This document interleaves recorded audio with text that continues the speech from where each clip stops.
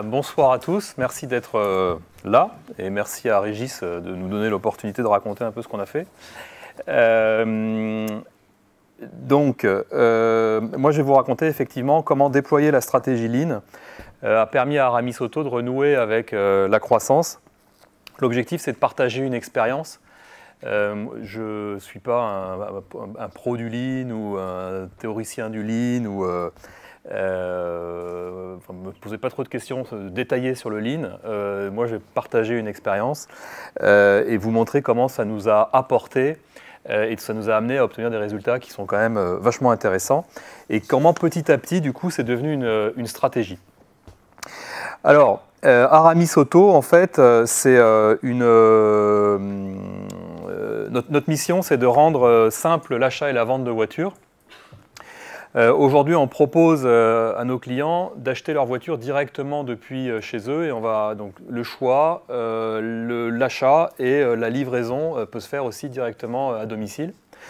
Alors, on pourrait dire que c'est de la vente de voitures sur Internet, c'est aussi quelque chose de très très important. La mission de la boîte, elle est très importante parce que l'automobile, c'est le deuxième budget de consommation des ménages et on est face à des défis qui sont très importants.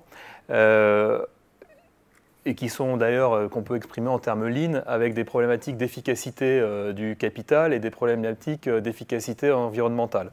L'automobile, ça mobilise beaucoup de capital pour finalement pas grand-chose et c'est pour ça qu'on assiste aux nouveaux modes de mobilité et qu'on pense que ça va se développer. Et puis, on a un défi écologique aussi très fort devant nous. Alors, rien à voir avec l'histoire, c'est juste pour parler de la boîte et faire l'intro sur la boîte. On a commencé, nous, on a lancé la boîte en 2001. On était 2 fondateurs avec comme idée, ce qu'on a attaqué au départ, c'est qu'on avait un marché qui était verrouillé par les constructeurs, qui organisait le marché du véhicule neuf et un marché du véhicule d'occasion qui était très désorganisé. Et on s'est dit qu'avec, alors 2001 c'était il y a longtemps déjà, on s'est dit qu'avec l'avènement d'Internet, avec l'évolution de la réglementation et surtout avec les attentes des consommateurs, petit à petit ce marché allait s'ouvrir et finalement le pari a plutôt pas trop mal fonctionné. Donc 2001, la création, aujourd'hui, alors j'ai mis quelques chiffres pour resituer un petit peu la boîte. Donc effectivement, il y a 650 collaborateurs là aujourd'hui, puisque maintenant on est présent en France, en Belgique et en Espagne. On a racheté une boîte belge là, cette année. À peu près 670 millions d'euros de chiffre d'affaires, 55 000 voitures vendues sur l'année. Et du business qui est à la fois digital, parce qu'il y a du web et on vend par Internet, et un peu industriel ou semi-industriel, puisqu'on a des ateliers de reconditionnement avec des carrossiers, des mécanos. Et là, on est vraiment dans le monde réel, c'est pas digital.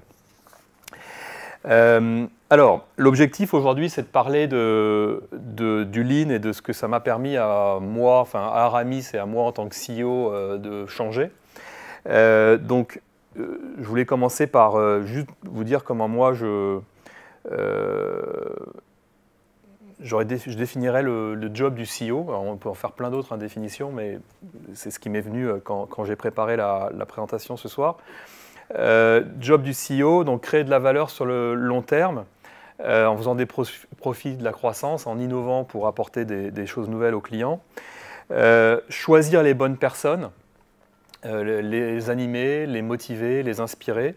Et s'amuser, alors ça c'est un truc vachement important parce que nous, si on a monté notre boîte, c'est parce qu'on n'avait pas envie de s'emmerder, aller dans des grands groupes, parfois où ça peut être compliqué. On avait envie de bosser dans une boîte où c'est... On va pas dire que c'est cool, parce que je ne sais pas si on peut dire qu'Aramis c'est cool, il y a des gens de chez Aramis, ils rigolent, donc on va pas dire que c'est cool. Mais on avait envie de bosser dans une boîte où c'était au moins où c'était simple, et où voilà. Et donc bref, s'amuser c'est important. Et au global, finalement, la problématique qu'on a au quotidien, ça fait 17 ans maintenant que je dirige une boîte, La problématique qu'on se pose en permanence, c'est comment on met en mouvement, on est clair sur nos objectifs, créer de la valeur et tout ça, mais en fait, comment on met en mouvement cette organisation?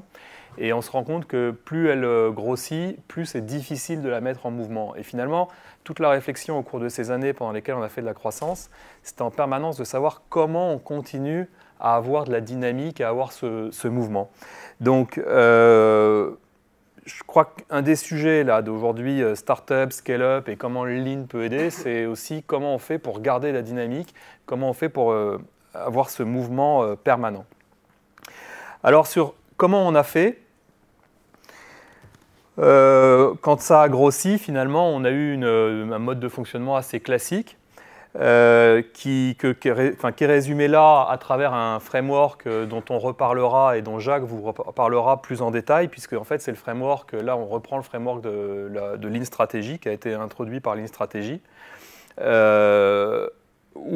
le modèle classique de direction d'entreprise commence par les patrons, le leader, le conseil d'administration, mais ça passe beaucoup par le CEO, va définir une stratégie en expliquant pourquoi, etc. Quand c'est un bon CEO, il explique très bien, et quand c'est un bon CEO, il est visionnaire, donc c'est une super stratégie. Ensuite, il décide de comment, et nous on avait ça, des plans à 3 ans, des plans à 5 ans. Ensuite, il explique comment l'organisation va faire pour déployer cette stratégie. Ensuite, il organise les choses en fixant des objectifs, en faisant des roadmaps, en déployant des roadmaps pour que cette stratégie soit exécutée. Puis ensuite, ça ne se passe pas toujours comme prévu. Et ça, c'est les difficultés auxquelles nous, on a été confrontés. Puisque en faisant comme ça, qui est un modèle finalement assez classique, on s'est trouvé confronté au bout d'un moment à des difficultés. Même si on a eu de la croissance, au bout d'un moment, enfin on a eu beaucoup de croissance et au bout d'un moment, on a toujours eu de la croissance, mais au bout d'un moment, cette croissance, elle a fini par nous coûter très cher et un point de croissance, pour résumer, un point de croissance nous coûtait 2 points de marketing et 2 points d'OPEX. Donc il fallait augmenter nos charges 2 fois plus vite que ce qu'on pouvait obtenir en croissance de chiffre d'affaires. On était arrivé à un point aussi où on avait énormément de mal sur notre satisfaction client, à stabiliser un niveau de satisfaction client bon, c'est-à-dire qu'on arrivait de temps en temps à avoir des bons niveaux et puis ça redescendait assez rapidement. Enfin, c'était assez variable. Et donc on s'est dit on a un modèle qui est plus du tout efficace. Alors ça remonte à il y a quelques années. On s'est dit on a un modèle qui est plus du tout efficace. Et il faut qu'on commence à trouver d'autres manières de bosser. Et donc dans cette réflexion, on a commencé à travailler un petit peu avec des consultants, entre autres, et puis chemin faisant, alors je ne vous fais pas toute l'histoire parce qu'elle pourrait être longue, on pourrait passer plus que la soirée, mais chemin faisant, on a fini par tomber sur un sensei en fait, et donc là on rentre dans le dur du lean, et on a commencé à bosser avec un sensei. Ça remonte à environ 2 ans. Alors le sensei, en fait, il nous a dit que en fait, c'est normal que notre modèle ne fonctionne pas, puisque ce modèle-là, qui avait été étudié, ce modèle-là avait ce modèle-là donnait toujours les résultats qu'on obtenait. C'est-à-dire qu'au bout d'un moment, on avait du mal à générer de la croissance, on avait du mal à mettre en mouvement l'organisation, on avait du mal à continuer à développer la satisfaction client, on avait du mal à avoir l'engagement des collaborateurs, et que c'était quelque chose de très connu. Et il nous a emmenés petit à petit sur un modèle complètement différent. Là encore, dans lequel je ne vais pas rentrer en détail puisque Jacques va être capable de vous en parler beaucoup mieux que moi, mais c'est un modèle de management et de leadership, encore une fois qui est dans Lean Strategy, et qui voit les choses de manière complètement différente, en commençant par ce qui se passe sur le terrain, en commençant par se nourrir des problèmes que l'on rencontre sur le terrain, que les collaborateurs rencontrent sur le terrain, des problèmes que nos clients rencontrent et des problèmes que l'on crée à nos clients, en faisant un gros travail dans la capacité à regarder vraiment en face ces problèmes et en engageant petit à petit l'organisation dans cette dynamique-là, en formant les collaborateurs, en développant les collaborateurs, ce qui met une dynamique qui amène au développement de la boîte. Ce modèle, nous, on l'a repris comme ça pour opposer l'ancien modèle qu'on utilisait et le nouveau modèle. Donc 4D à gauche pour vous et 4F à droite. Le modèle 4D traditionnel sur lequel qu'on a utilisé pendant longtemps, on le résume en command and control. Donc le management donne des commandes et contrôle ensuite que c'est bien exécuté à travers des reporting, à travers beaucoup de reporting. On a souvent des problèmes avec les people, donc souvent quand on a des problèmes, on les exprime en un tel fait pas le boulot, bon ben on va le changer ou on va le changer, ou on va le faire évoluer. Surtout, quand ça marche pas avec les gens, on met en place des process pour faire mieux marcher l'entreprise. Et nous, on a pendant très longtemps multiplié, moins ça marchait, plus on avait des difficultés à faire marcher les choses, plus on mettait des process. Et en fait, plus on mettait des process, moins ça marchait. Mais on pensait qu'en rajoutant des process de l'organisation, ce qui fait vachement de sens en fait, les choses ne marchent pas très bien. Donc je vais chercher à les organiser plus. Parfois même je fais du lean pour améliorer mes process. Donc je fais des nouveaux process avec du lean. Enfin du lean pas bien fait. Et donc on va toujours vers plus de process et vers plus de reporting. Et c'est quelque chose qui est hyper connu, on en parle beaucoup. Le modèle 4F sur lequel nous orientait le Sensei, c'est pas command and control, on l'oppose avec orient and support, c'est-à-dire le rôle du CEO va être d'orienter l'organisation et les collaborateurs sur les challenges de la boîte, de les challenger au quotidien sur est-ce qu'ils sont sur les bons problèmes, est-ce qu'ils sont allés au fond des problèmes, de fixer des challenges élevés aussi, et de les supporter au sens les aider quand ils sont confrontés à des difficultés. C'est valable, ce modèle-là, pour toute la chaîne de management. Et c'est un modèle dans lequel on va beaucoup plus travailler sur les people, en développant développer les capacités des gens, les capacités des people, des collaborateurs, en se disant qu'il faut que le process est le problème et qu'il faut travailler sur le process, mais on fait travailler les people sur le process pour leur apprendre à mieux faire leur travail et donc à les développer. C'est assez subtil, mais si on oppose la stratégie de gauche et la stratégie de droite, dans la stratégie de gauche, ce qu'on a l'habitude de faire, c'est ça ne fonctionne pas forcément parce que les people ne font pas le boulot comme il faut, donc on va leur donner un nouveau process auquel on va réfléchir et qu'on va imposer, on va changer le système, faire évoluer, leur donner un nouveau système. Dans l'autre cas, on va impliquer nos collaborateurs, on va leur demander de réfléchir au process, de faire eux-mêmes évoluer les process, ce qui fait que ça développe en fait leur capacité à faire du meilleur travail.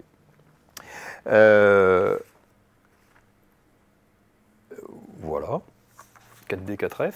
Alors quelques exemples deux exemples de ce que ça nous a amené à faire. En 2015, je crois, on a décidé en COMEX. On était en COMEX, au ski, très très très très loin des opérations. Mais c'était vachement sympa. Et on s'est dit, tiens, il y a un truc qui serait cool. Je rigole parce qu'il y en a quelques-uns qui étaient là. Et en plus, on s'est dit, tiens, il y a un truc qui serait cool, parce qu'en fait, finalement, nous, on fait du digital. Et dans le digital, on a un site web, mais on a plein de copains qui nous ont dit, vous ne faites pas de livraison à domicile. Moi, j'aurais bien aimé avoir une livraison à domicile. Après tout, Amazon, il me livre à domicile. Il n'y a pas de raison que vous ne vous livriez pas à domicile. C'est vrai qu'on s'est dit, tiens, petit à petit, ça a cheminé. Et on en a parlé en COMEX, et on était vraiment convaincus sur le fait que la livraison à domicile, c'était le nouveau truc qu'il fallait pour nos clients. Donc on a décidé en COMEX que la livraison à domicile, ça allait être le truc, le nouveau truc de la boîte. Et on l'a déployé en 2016. Alors je ne vous mets pas toute l'histoire, mais en fait ça a mis beaucoup de temps à déployer. Aujourd'hui on n'a pas atteint les objectifs, Juliette qui s'en occupe maintenant, donc on n'a pas atteint... Aujourd'hui, on n'a pas atteint les objectifs qu'on s'était fixés initialement, mais Juliette n'y est pour rien.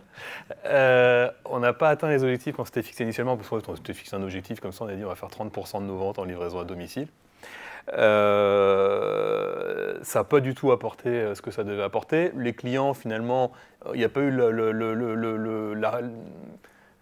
ça n'a pas été reçu avec autant d'enthousiasme que ce qu'on aurait imaginé, simplement parce que finalement, quand on y réfléchit, ce n'était pas forcément une demande de client, ça ne résout pas vraiment un problème de client, ça résout le problème de nos clients parisiens, qui sont en fait nos copains, donc c'est des clients qui habitent dans le centre de Paris, et qui ont suffisamment les moyens, et qui n'ont pas beaucoup de temps, mais qui ont les moyens de se payer une voiture plus chère que les autres et d'être livrés à domicile, ça ne les dérange pas.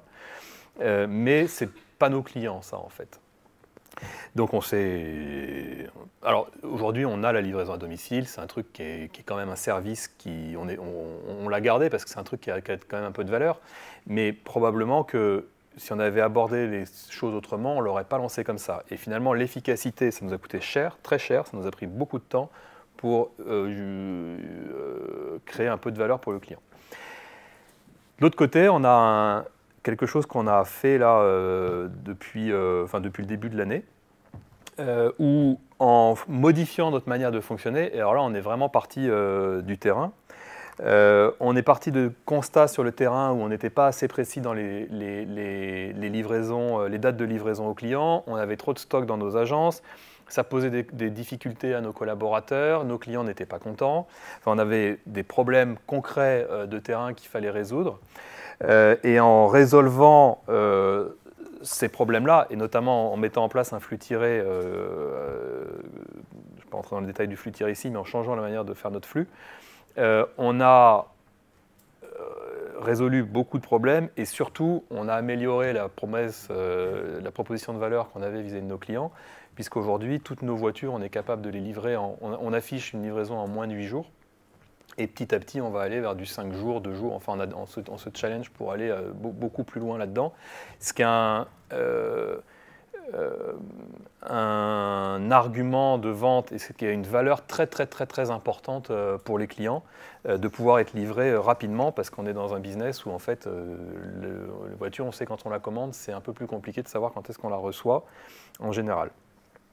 Autre exemple, entre 4D et 4F, de la même manière, alors je ne pense pas que c'était au même COMEX, je ne sais pas quand est-ce qu'on a décidé ça, c'était peut-être un peu après, on a décidé qu'on allait faire une app. Alors pareil, parce qu'on nous disait que, alors je ne dis pas que les apps c'est pas bien, hein, c'est vachement bien pour faire des apps, avec Théodo de préférence, mais on a décidé qu'il fallait faire une app de vente de voitures, parce que tout le monde a une app et finalement, nous, si tu n'as pas d'app, moi on me disait si tu n'as pas d'app, tu n'es pas digital, donc si tu n'as pas d'app, j'achète pas une voiture chez toi. Et là encore, c'est des copains, mais qui n'étaient pas vraiment nos clients. Donc on a fait notre app et en fait, on s'est rendu compte que l'app, elle servait un peu à rien. Parce que ça nous a pris du temps, ça nous a obligé à remobiliser nos équipes dessus. Et finalement, alors on a une app qui sert à quelque chose qui est une app de reprise parce qu'elle apporte un vrai service, mais l'app de vente, finalement, elle ne sert pas à grand chose. Et quand on y réfléchit, on se dit, bah ouais, parce que si on a un site internet qui fonctionne bien et qui fonctionne bien en mobile, il n'y a pas tellement de valeur ajoutée à avoir une app. Et pendant ce temps-là, d'ailleurs, alors 4F, on ne le met pas, mais pendant ce temps-là, on n'avait pas travaillé sur la rapidité du site, l'ergonomie mobile, toute l'énergie qu'on avait mis dans l'app, on ne l'avait pas mis sur autre chose de plus intéressant. Et quand on a mis l'énergie sur la rapidité du site, l'ergonomie du site mobile, etc., on s'est rendu compte que l'app, elle était vraiment inutile. De l'autre côté, un projet un peu plus 4F, alors là, qui n'a rien à voir parce que c'est plus rapide, alors là, pour le coût, il est vraiment à zéro, mais la création de valeur, elle est sans commune mesure, avec un truc très simple, juste en allant voir, découvrir comment les clients naviguaient et vraiment faire du discovery sur le site. On arrive à avoir des résultats qui sont beaucoup plus rentables sans investissement. Bon, deux exemples. Il y a un exemple qui est ancien monde, un exemple qui est plus digital. Donc cette stratégie Lean, en fait, on a un framework pour c'est Sensei finalement qui nous a appris ce framework. Ce framework qui repose sur un truc qui s'appelle le TPS, la maison du Lean, et sur cette roue de Find Face Frameform qui nous permet en permanence de savoir, de nous rattacher à des méthodos pour pouvoir exercer en fait ce Lean. Voilà, et quand on regarde un petit peu, notamment la maison du Lean, pour ceux qui ne connaissent pas, ou même pour ceux qui connaissent, chaque fois qu'on fait un truc sur le terrain, chaque fois qu'on est en train de bosser sur un truc, on va bosser sur un problème client, sur le cash, sur des retards de livraison, sur des problèmes avec des collaborateurs, on arrive à rattacher les difficultés qu'on a ou les sujets qu'on a à traiter à des problématiques Lean qu'on va retrouver dans la maison du Lean. C'est pour ça que pour nous, moi j'appelle ça un framework parce que c'est un truc qui est vachement utile pour nous au quotidien et que probablement un des premiers trucs à faire, c'est de bien maîtriser, comprendre cette maison du Lean. Alors comment on a fait nous pour déployer le Lean? Même si le sensei, la première fois que je l'ai appelé, m'a dit mais vous êtes complètement fou, ça ne veut rien dire de déployer le Lean, on ne déploie pas du Lean, c'est n'importe quoi. Comment on a fait donc pour transformer l'entreprise? On va dire ça comme ça plutôt. Donc la première chose que nous a fait faire le sensei, c'est d'afficher les problèmes. En fait, je lui ai dit, quand on a commencé à bosser, il m'a dit, écoute, demande à tous les services de mettre des boards au mur et d'écrire les problèmes et qu'on puisse parler des problèmes clients. Donc la première chose qu'on a faite, on a demandé à tout le monde d'écrire les problèmes au mur. Évidemment les problèmes clients. Et ça nous a déjà permis d'avoir des discussions assez intéressantes, parfois compliquées, puisque ça nous a permis de discuter c'est quoi un client, puisque certains n'arrivaient pas à exprimer les problèmes clients, certains ne bossaient pas pour les clients, mais pour d'autres personnes. On ne savait pas pour qui ils bossaient, mais pas pour les clients. Certains n'avaient pas de problème, d'autres, leur problème c'était les services d'à côté. Enfin, quand on commence déjà à interroger toute son entreprise sur dis-moi quels sont les problèmes clients sur lesquels c'est quoi les problèmes clients pour toi et les problèmes clients sur lesquels tu dois bosser, on a déjà une source de discussion et de développement en fait des collaborateurs qui est absolument génial. Donc nous on a commencé par ça. La deuxième chose qu'on a faite, c'est qu'on a ritualisé ce qu'on appelle des gemba.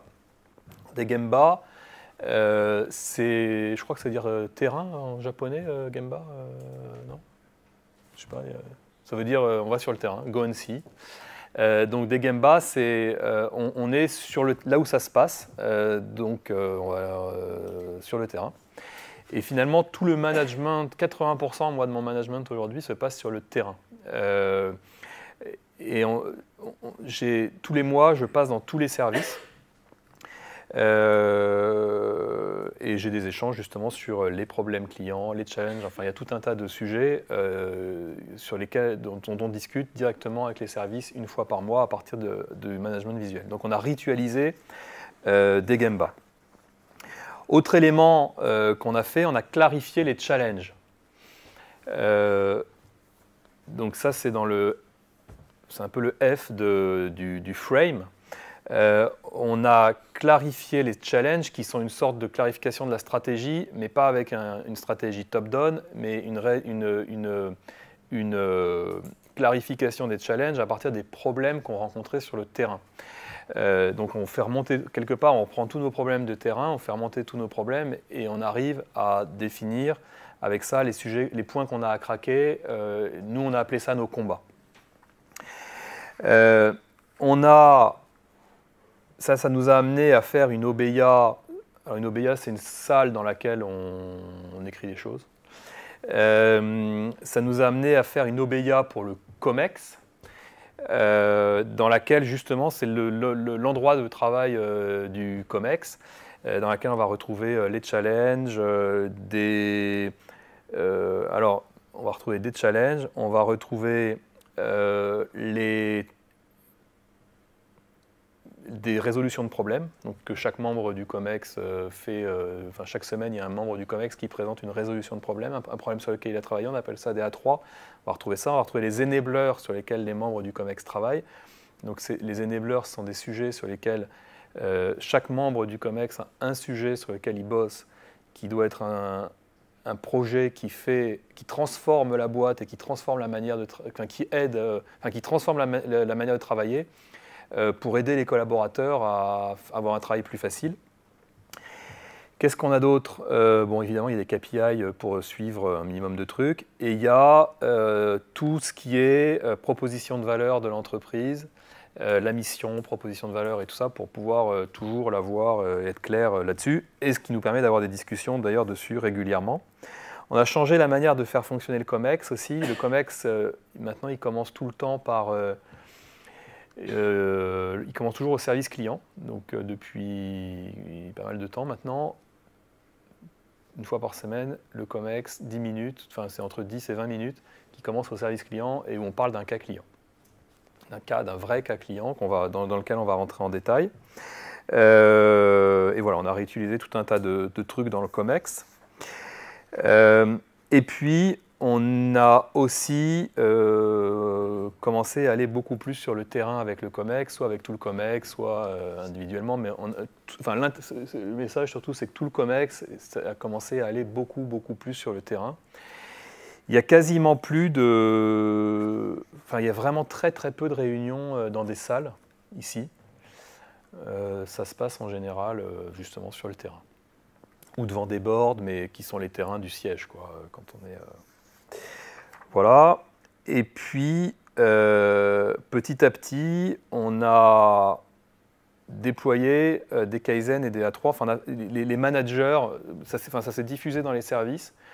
Ça a commencé par les membres du COMEX, qui ont fait des A3 et des Kaizen, qui sont finalement des résolutions de problèmes. Et petit à petit, ça s'est diffusé dans tous les services. Et donc maintenant, je ne vais pas dire tout le monde, mais de manière assez large, les managers animent des Kaizen ou font des A3, donc des résolutions de problèmes, avec un énorme bénéfice, c'est que ce sont des manières de travailler qui permettent de beaucoup renforcer les liens entre les équipes. Qui permettent de travailler beaucoup plus en équipe, et de voir à quels endroits ça ne marche pas bien d'ailleurs entre les équipes, et donc pour nous, management, d'aider à faire fonctionner les équipes ensemble. Voilà. Voilà en gros comment on s'y est pris, et c'est le COMEX qui a commencé à faire, c'est le COMEX en premier qui a fait des A3. Voilà.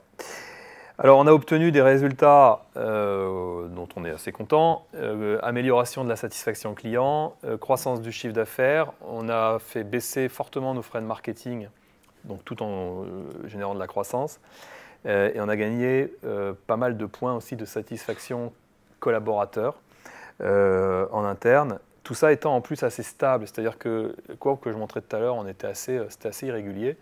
Là, on a réussi à avoir une courbe en croissance, et puis elle continue, là le NPS, on gagne vraiment des points tous les mois depuis pas mal de temps maintenant.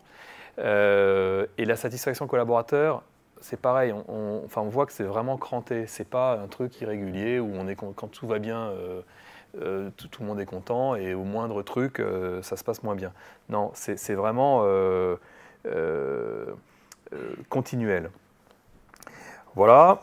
Et on a aussi amélioré la rentabilité, donc forcément, une courbe qui monte, avec une base 100 en 2014, et on a, en 2018, on a doublé l'EBITDA par rapport à 2017, et normalement sur 2019, c'est prévu on est très confiant pour continuer à améliorer ça. Voilà. Donc, pour terminer, ce que je retiens, moi, de l'expérience, la pratique du Lean, ça a permis de redonner à Aramis Auto son esprit start-up, ça a permis de retrouver de l'agilité et de la dynamique, à travers un intérêt profond pour le client, un mode de test and learn permanent et un management par le terrain, qui sont finalement 3 trucs de start-up, parce que quand on est une start-up, on commence comme ça, et puis quand on se développe, on fait du command and control parce qu'on n'a pas le choix, enfin on ne sait pas comment faire autrement. Et le Lean, ça nous permet vraiment de retrouver cet esprit de start-up. Un message très important, c'est que la première chose à transformer, c'est le management du CEO, en fait. Là, il ne s'agit pas de mettre des boards au tableau et de décrire des problèmes et de dire aux mecs, ben, tiens, vous allez faire autrement maintenant. C'est surtout le CEO qui fait autrement. Si le CEO fait autrement, les autres vont faire autrement, mais si le CEO ne fait pas autrement, on ne va rien changer dans la boîte. Donc le vrai truc qui a changé, et le premier truc qui a changé, c'est la manière dont moi, je m'y suis pris avec les équipes. Donc la première chose à changer, c'est le CEO. Moi, j'ai pris conscience de l'importance de l'apprentissage et de donner les moyens à nos collaborateurs et de les pousser en permanence sur de l'apprentissage, d'apprendre en permanence. Et en fait, s'ils sont en train d'apprendre un truc sur leur manière de travailler, c'est beaucoup plus important que s'ils sont en train de vraiment faire l'action qui a été déterminée il y a 2 semaines et qui finalement n'avait peut-être pas de sens. Et l'importance de la recherche profonde des problèmes, qui est un mode d'apprentissage. Voilà ce qu'on en tire et ce qu'on a appris. Et comment, avec la stratégie Lean, on arrive à faire une vraie stratégie d'entreprise. Voilà. S'il y a des questions.